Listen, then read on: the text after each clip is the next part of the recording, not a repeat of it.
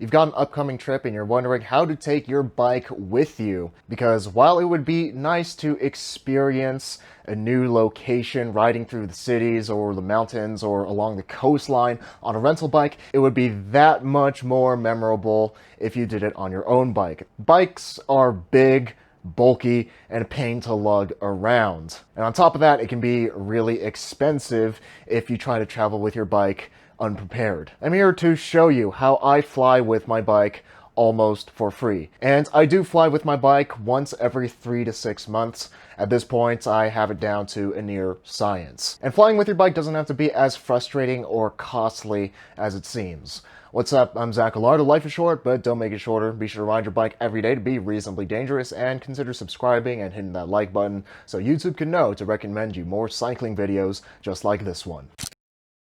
And thanks to Wabi Cycles for sponsoring the channel. I mainly ride my bike to get from point A to point B, but because it serves a utilitarian purpose doesn't mean it has to be boring. Wabi sent over their Wabi Thunder, and we expect it to be the ultimate fixed gear commuter bike. Built it up, made a video about it, and spoiler alerts, it did not disappoint. Feel free to check out the build-up of the Wabi Thunder by clicking the card above. Before we consider flying with our bike, the main goal is just to get our bike from point A to point B.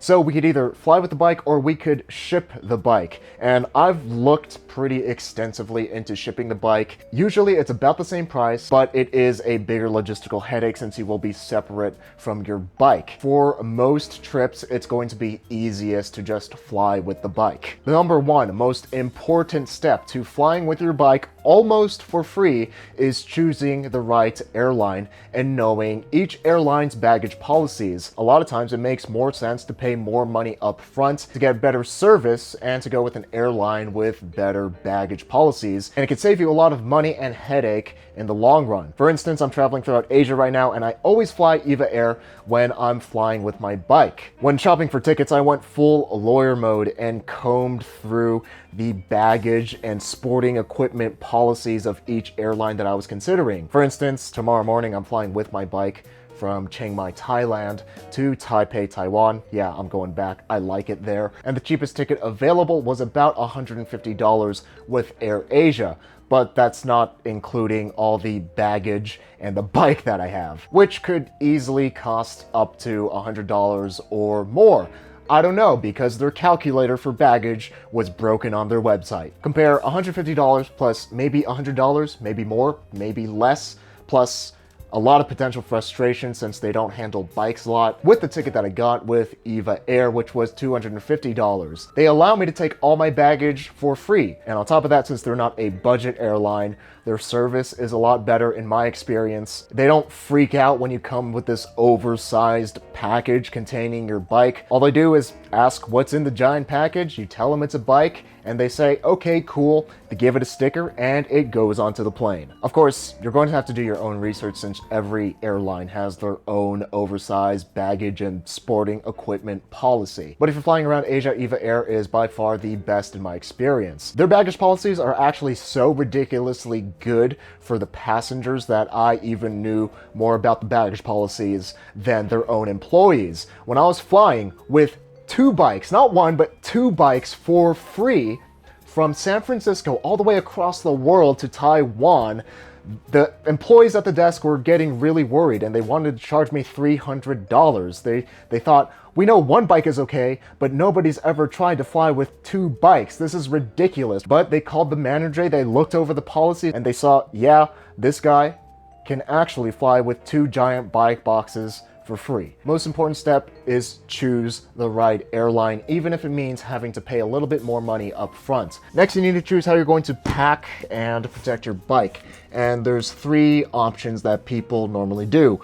Number one is the bike box. You can usually get these for free at a local bike shop and they'll be happy to give you their recycling. Number two is a soft bike bag. These usually cost around $100 to $500. The appeal of these is that you don't have to go and ask for a bike box every time you have a flight, and they're considerably easier to pack than a bike box. Of course, the more you spend on bike luggage, usually it will be easier to pack and better protected. But $500 is a lot more than $0 for a soft bike case. The third option is the hard bike case.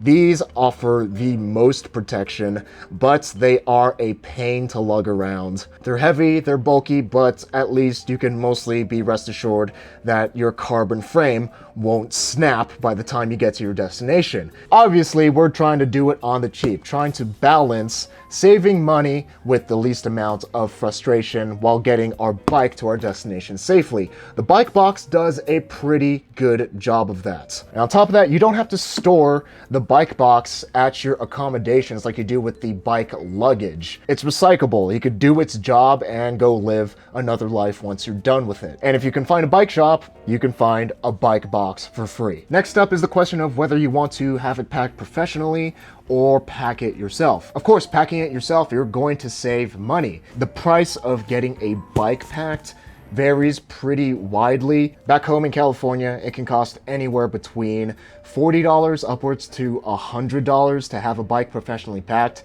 and they usually take about a day or two, depending on how busy they are. Compare that over to when I had my bike packed professionally in Taiwan.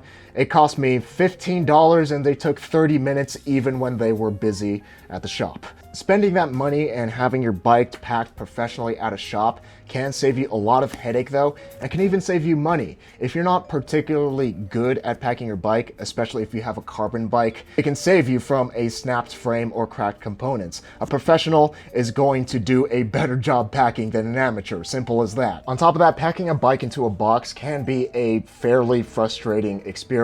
I've done it a handful of times, and it usually takes me about 2 hours. Packing a bike is trying to get a diamond and 2 circles to fit inside a rectangle. If you misplace something at all, if any of the angles are off, the box isn't going to close properly and your bike isn't going to be as protected as it should be. That problem is exacerbated the smaller the box is and the bigger your bike is. Lucky for you, I ride a 58 centimeter bike and I have a pretty medium-sized bike box, and I'm going to pack my bike myself. And I'll show you the process and give you some tips along the way and tell you exactly how long it takes me. Pack your bike yourself if you want to fly for as almost free as possible. Have it packed professionally if you really like to baby your bike and you have enough money to save your sanity. To pack the bike, we of course have the bike box, some pieces of foam to wrap the tubes with, and some pieces of cardboard to make sure that weak points on the box are reinforced. Wrapping and protecting the bike is pretty straightforward. You pretty much just want to mummify the bike. I like to pay particular attention to the top tube and make sure that's protected extra well, since the top tube is thinner and prone to dents.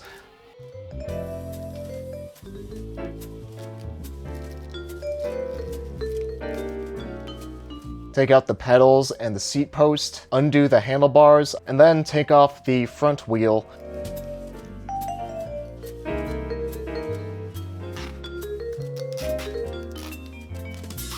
Usually the hard part is getting the bike into the box, especially if you have a bigger frame set and a smaller box. In my case, I had to take off the stem and handlebars completely because the box just wasn't long enough and I had to turn my fork 180 degrees. To have enough space to get everything inside, I like to slide the front wheel over the non-drive side crank arm. If you slide in the crank arm underneath the hub, this entire thing should be able to fit in the box quite nicely.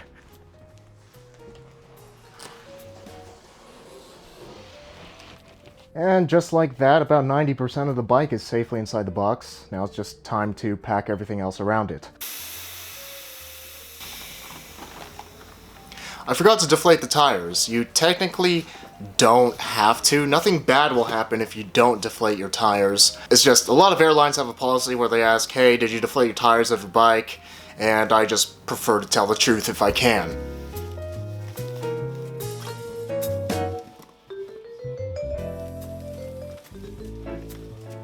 And there is the complete pack.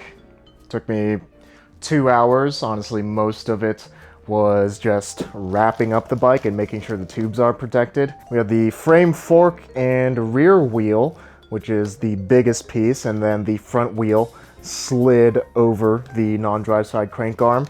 And then after that, you just pack around the rest of the bike. At the bottom here, I have a bag with some of my tools, locks. And I slid my handlebars and brake over that, sitting right over the front wheel, and just placed my helmet on top. And moving on to the rear is the box with my saddle, seat post, pedals, and stem. And lastly, we have some extra bits of cardboard here and right here, just so the wheel axles don't punch holes through the box.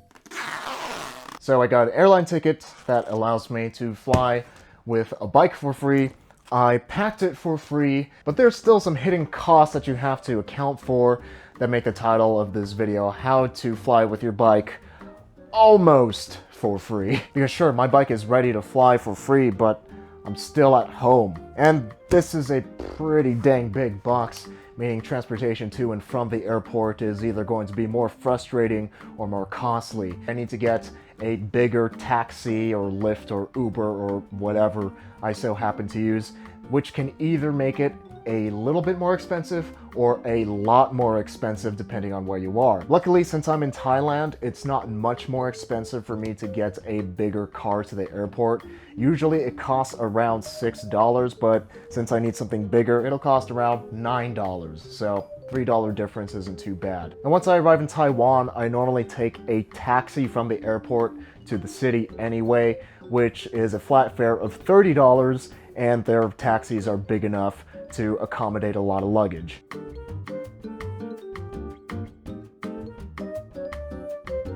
My bike and I made it to my new accommodations, and as you can see, it's very tiny, and I'm talking quietly because the walls are paper thin.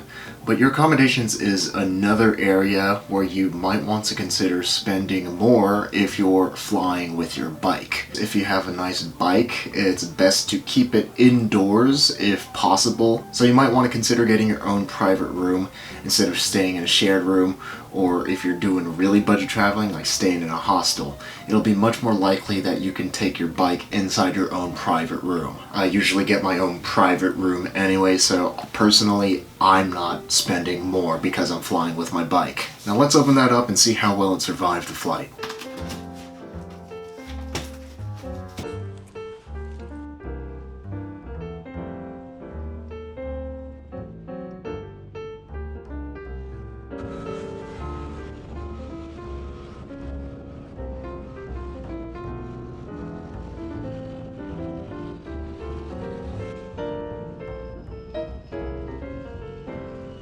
Everything on my bike is ship-shape, no scratches, no dents. All the components are in place, none of them are bent. We're all good to go, which means I successfully flew with my bike almost for free. And I say almost because there's always a cost, even if you don't see it. With those hidden costs in mind, here is exactly how much it costs to fly with my bike. With my bike, the plane ticket costs $250, and without it, it would have cost $150 if I went with a budget airline instead. And both flying with and without a bike cost $0 for packing. The ride to the airport was a little bit more expensive, a whopping $2.44. And the ride from the airport was the same. And since I like to have my own room anyway, there's no difference for the accommodations, making for a grand total of $102.44 more to fly with my bike. But depending on how you look at it, 100 of those dollars may or may not count, since I did fly with a much nicer airline instead, and I got to benefit some things like more legroom, a blanket, a pillow, and nicer service. There's no such thing as flying with a bike for absolutely free, and the areas that you can save a lot of money end up taking more time and potential frustration and potential damaged parts. So it's up to you whether you want to take those risks in order to save money. But I've flown with my bike multiple times. This is the process that I take. It's pretty easy and straightforward, and it doesn't cost a whole lot of money. But say you want to save even more money for your bike trip and stay in a hostel or a shared room, then check out my video on how to almost never have your bike stolen. A Fixie famous shout out to Ryan Witt and Stan Strong 108 for their contributions over on Patreon to help make these fixed gear videos happen.